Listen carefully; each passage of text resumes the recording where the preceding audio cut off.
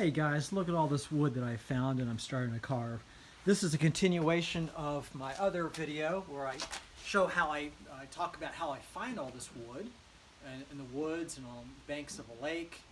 And I got some really cool pieces here and I'll show how I finish them up. This is a root. This is just going to be pine, so I didn't bother sanding this one, but you can look at it. It's a really cool piece. Really cool shape to it, but the other pieces I'm going to wet so you can kind of see the colors of some of the woods that I found. So I'm starting to tell what they are.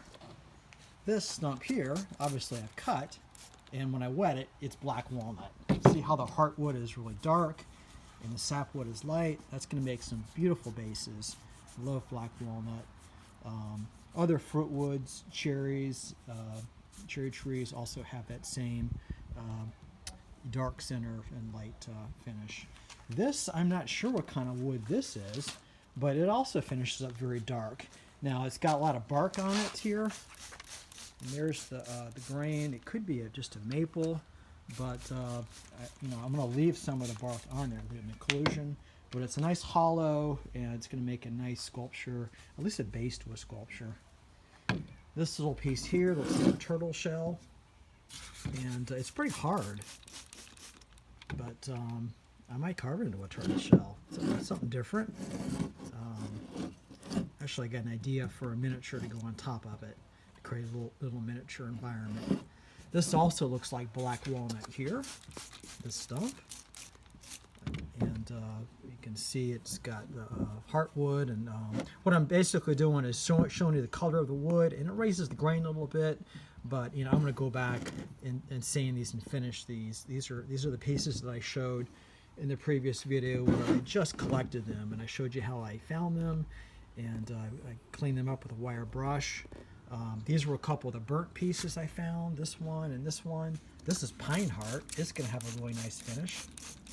So it basically was burnt in a lot of areas, and so it's going to be dark. But the pine heart is a very orange kind of resiny look. This oak here is going to finish very dark.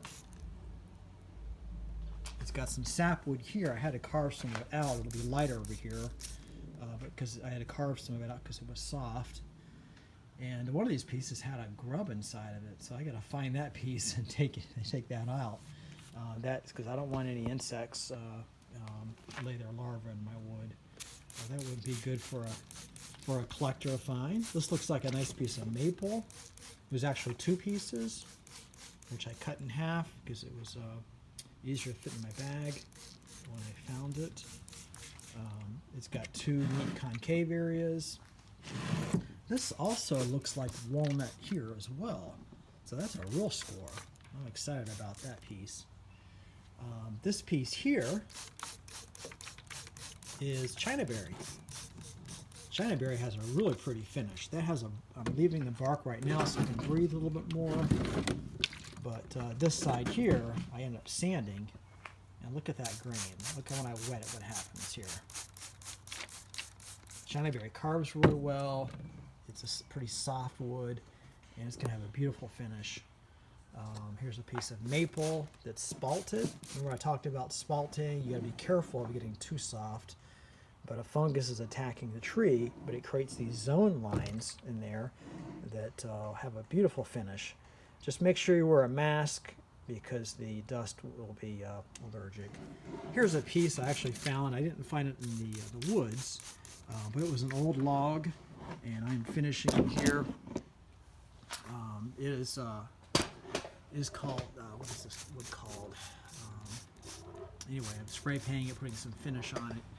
And it is a really hard wood. It's aged. When you start getting it to bright yellow, and then with age it gets browner. Maybe one of y'all can know the name of it in the comments section, because I used to know it, but I've forgotten it. It's a very hard wood, though. This is very hard. It'll be a nice sculpture here. So there you go. There's some of my work thus far on the wood that I collected, and so you can see that I found some good pieces. And if you want more tips on collecting wood, watch that other video. And this is a very sustainable art form because I find everything that I carve. So thanks for following me, and hope you learn something here, and please subscribe if you do.